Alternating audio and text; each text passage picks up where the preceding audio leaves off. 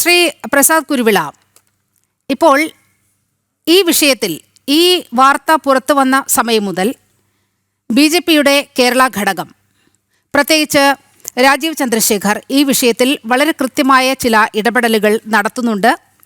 ബി.ജെ.പിയുടെ സംസ്ഥാന general secretary Anoop Antony ഇപ്പോൾ ഛത്തീസ്ഗഡിലാണ് ഉള്ളത്. അവിടെ ആഭ്യന്തരമന്ത്രിയെ കണ്ട്, സർക്കാരിനെ കണ്ട് ഈ വിഷയത്തിലുള്ള കാര്യങ്ങൾ ബോധ്യപ്പെടുത്താനും ആ സിസ്റ്റേഴ്സിനെ അവിടെ നിന്ന് മോചിപ്പിക്കാനുമുള്ള ശ്രമങ്ങളാണ് നടന്നു വരുന്നത്. എങ്ങനെയാണ് KCBC ഈ ഇടപെടലുകളെ കാണുന്നത്? ഇടപെടലുകളൊക്കെ നല്ല കാര്യമാണ്.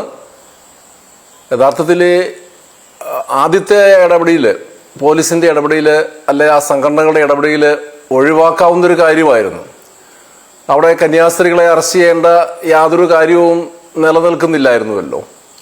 സാധാരണഗതിയിൽ ഞാൻ മനസ്സിലാക്കുന്നത് കേരളത്തിൻ്റെ എല്ലാ മേഖലകളിലേക്കും, എല്ലാ കോൺവെൻറ്റുകളിലേക്കും പല മേഖലകളിൽ നിന്നുള്ള പല സംസ്ഥാനക്കാരായ യുവതികളെ കിച്ചൺ ജോലികൾക്കും മറ്റ് ജോലികൾക്കും ഒക്കെ ആയിട്ട് കൊണ്ടുപോകാറുണ്ട്.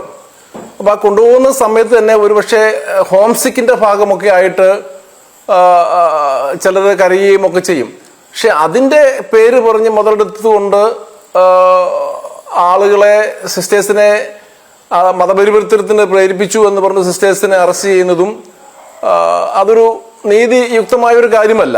ഏതായാലും അവിടെ അന്ന് ആ റെയിൽവേ സ്റ്റേഷനിൽ സംഭവിച്ച അനധികൃതമായ ഒരു അറസ്റ്റിനെ തുടർന്നാണല്ലോ ഈ ചർച്ചകൾക്ക് തന്നെ ഒരു കാരണമായിരിക്കുന്നത്. അപ്പോൾ അവിടെ തെറ്റും പറ്റിയിരിക്കുന്നു. അവിടെ ഒരു പക്ഷേ അവിടെ കൂടിയ ആളുകളുടെ തെറ്റിദ്ധാരണയുടെ ഫലം അല്ലെ എന്തെങ്കിലും മനസ്സിൽ കണ്ടുകൊണ്ട് തന്നെ ഉള്ള ഒരു പ്രശ്നത്തിലേക്ക് കടന്നതാണെന്നുള്ള കാര്യത്തിൽ സംശയമില്ല.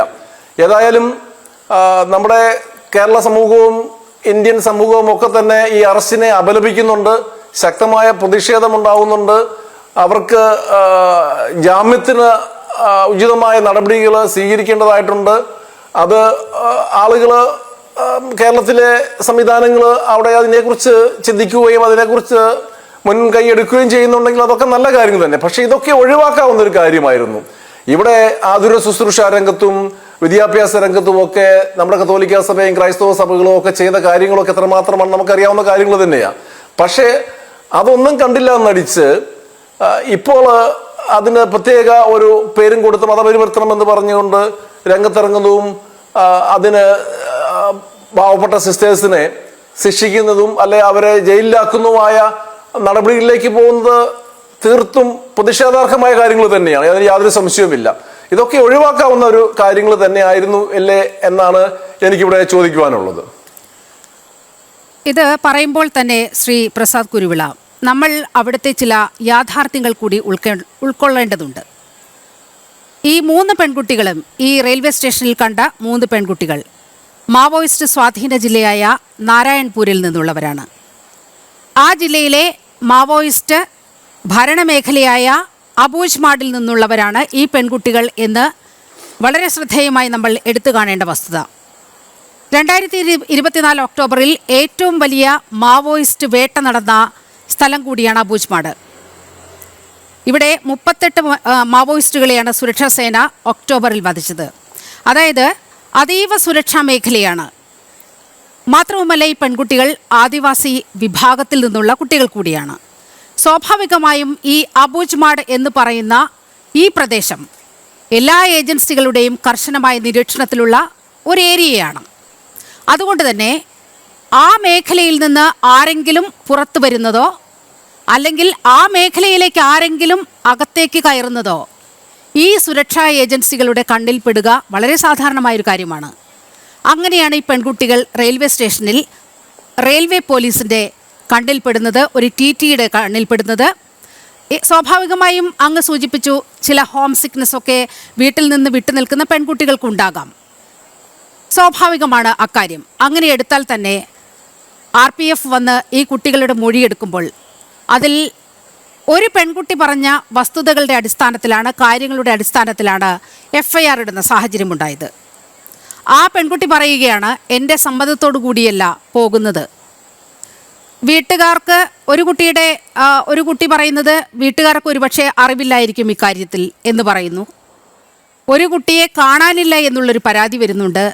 അതായത് ആ കുട്ടിയുടെ മാതാപിതാക്കൾ ഈ കുട്ടിയെ കാണാനില്ല എന്ന് കാണിച്ച് ഒരു മിസ്സിംഗ് കംപ്ലൈൻറ്റ് പോലീസിൽ രജിസ്റ്റർ ചെയ്യാനിരിക്കുകയായിരുന്നു എന്നുള്ള ഗ്രൗണ്ട് റിപ്പോർട്ടുകൾ ഇപ്പോൾ നമ്മുടെ മുന്നിലുണ്ട്. അപ്പോൾ സ്വാഭാവികമായും പോലീസിൻ്റെ കൈവശം ഇത്തരത്തിൽ 3 പെൺകുട്ടികൾ എത്തുമ്പോൾ, പ്രത്യേകിച്ചും ഈ മേഖലയിൽ നിന്നുകൂടിയാകുമ്പോൾ ഒരു വലിയ പരിശോധന നടക്കും.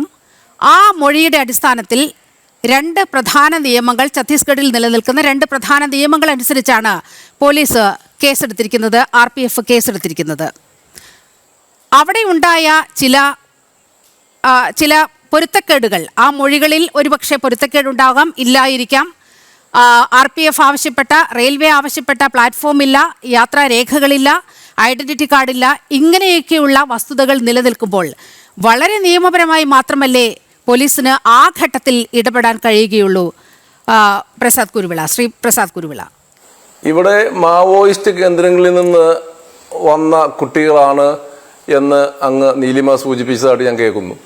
പക്ഷേ ഈ മാവോയിസ്റ്റുകളെ കൊണ്ട് എന്താ നമ്മുടെ പാവപ്പെട്ട കന്യാസ്ത്രീകൾക്ക് കാര്യം? മറ്റൊന്ന് മനുഷ്യക്കടത്ത് എന്ന് പറഞ്ഞുള്ള കേസൊക്കെ വന്നാ പറയും. കന്യാസ്ത്രീകൾക്ക് എന്തിനാ ഈ മനുഷ്യക്കടത്ത് നടത്തുന്നത്? കന്യാസ്ത്രീകൾക്ക് എന്താ മനുഷ്യക്കടത്തിന്റെ ഉദ്ദേശം? പാവങ്ങള് അവര് നിസ്സാരം ഏതെങ്കിലും അടുക്കള ജോലി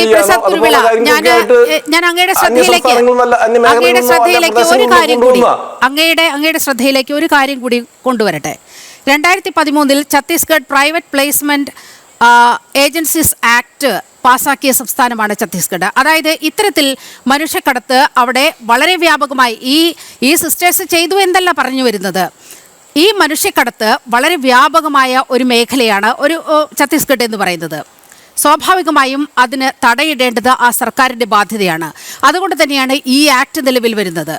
അപ്പോൾ ഏതെങ്കിലും ജോലിക്കായി ഇവിടെ നിന്ന് ഛത്തീസ്ഗഡിൽ നിന്ന് കുട്ടികളെ കൊണ്ടുപോകണമെങ്കിൽ അവിടുത്തെ ഒരു പോർട്ടലിൽ രജിസ്റ്റർ ചെയ്യേണ്ടതുണ്ട്.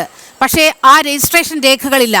അപ്പോൾ പോലീസിന്റെ മുമ്പിൽ ആ സമയത്തുണ്ടായിരുന്ന കാര്യം എന്ന് പറയുന്നത് ചില നിയമപരമായ കാര്യങ്ങളാണ്. അതാണ് അവിടെ സംഭവിച്ചതെന്നാണ് ഗ്രൗണ്ട് റിപ്പോർട്ടുകൾ പുറത്തു വരുന്നത്. പക്ഷേ സ്വാഭാവികമായും ഈ 2 കേസുകളുമായി ബന്ധപ്പെട്ട് നമ്മുടെ സിസ്റ്റേഴ്സിന് പങ്കില്ല എന്നത് തന്നെയാണ് ഈ ഘട്ടത്തിൽ പറഞ്ഞു വെക്കുന്നത്. അങ്ങനെയാണ് അവിടെ നിന്നുള്ള റിപ്പോർട്ടുകൾ പുറത്തു വരുന്നത്. BJP സംസ്ഥാന അധ്യക്ഷന്റെ വാർത്താ സമ്മേളനത്തിലും അദ്ദേഹം ചൂണ്ടിക്കാട്ടിയത് അതേ കാര്യമാണ്. പക്ഷേ ഈ യാഥാർത്ഥ്യം നിലനിൽക്കുമ്പോഴാണ് പോലീസിന്റെ ഭാഗത്തു നിന്നും അത്തരത്തിൽ ചില ഇടപെടലുകൾ ഉണ്ടാകുന്നത്. ഇതിനകത്ത് പങ്കില്ല എന്ന് നിങ്ങൾക്ക് തന്നെ ബോധ്യം വരുന്നുണ്ട്, പോലീസിനും ബോധ്യം വരുന്നുണ്ട്. എന്നാൽ ഈ കാര്യങ്ങളൊക്കെ ഒന്ന് ബോധ്യപ്പെട്ടതിന് ശേഷം ഈ അറസ്റ്റും കാര്യങ്ങളിലേക്ക് നീങ്ങിയാൽ മതിയായിരുന്നല്ലോ. എന്തിനാ അത്രയും നിർമ്മലരായ സിസ്റ്റേഴ്സിനെ അറസ്റ്റ് ചെയ്ത് ഈ ഒരു വലിയ പ്രതിഷേധത്തിന് അവസരമൊരുക്കിയത് തന്നെ തെറ്റല്ലേ? ഇതൊക്കെ കാര്യങ്ങൾ പഠിച്ചതിന് ശേഷം ഈ കന്യാസ്ത്രീകളൊന്നും ഒരിടത്തേക്ക് ഓടിപ്പോകുന്ന ആളുകളല്ല, എല്ലാവരും പറയുന്നോട് നിൽക്കുന്ന ആളുകൾ തന്നെയല്ലേ. അതിന്റെ അകത്ത് വന്ന പാളിച്ചയാണ്. അപ്പൊ അതിനകത്ത് നമുക്ക് വ്യക്തമായിട്ട് മനസ്സിലാക്കാൻ പറ്റുന്ന വ്യക്തമായ ഒരു രാഷ്ട്രീയം ആദ്യം തന്നെ ഉണ്ടായിട്ടുണ്ട്. ഇവർക്ക് എന്താണ് റോള്? പോലീസിന്റെ റോൾ എന്ന് പറയാം. എന്താണ് ബജറംഗ് ദൾ വിഭാഗത്തിന്റെ റോൾ? എന്താണ് അത് നിങ്ങൾ മനസ്സിലാക്കുക. പോലീസിന്റെ റോളുണ്ട്, പട്ടാളത്തിന് നിയമ സംവിധാനങ്ങൾക്ക് റോളുണ്ട്. പക്ഷേ ഈ ബജറംഗ് ദൾ സംവിധാനം പോലീസ് സ്റ്റേഷനിൽ കയറി അവരുടെ കൂടെ ഉണ്ടാകുന്ന ആളുകളെ തൊഴുകയോ അടിക്കുകയൊക്കെ ചെയ്തു. ഞാൻ ചോദിച്ചാൽ ഇവർക്ക് എന്താ റോള്? അപ്പൊ പോലീസ് അല്ല അവിടെ ഭരിക്കുന്നത് മറ്റു ചില സംവിധാനങ്ങളാണെന്നുള്ള ബോധ്യം സാധാരണ ജനക്കെല്ലാം ഉണ്ടായി കഴിഞ്ഞിരിക്കുകയാണ്. ഞാൻ പറഞ്ഞത് കാര്യങ്ങളെ കുറിച്ച് വ്യക്തമായ ബോധ്യം വെറുതെ എവിടെ വെള്ളം കാണാൻ കിട്ടുന്ന സിസ്റ്റേഴ്സ്. ഞാൻ അങ്ങയിലേക്ക് എത്താം, പ്രസാദ് കുരുവിള, അങ്ങയിലേക്ക് എത്താം. അങ്ങയുടെ ആശങ്കകളാണ്, KCBCയുടെ ആശങ്കകളാണ് അങ്ങ് പങ്കുവെക്കുന്നത്.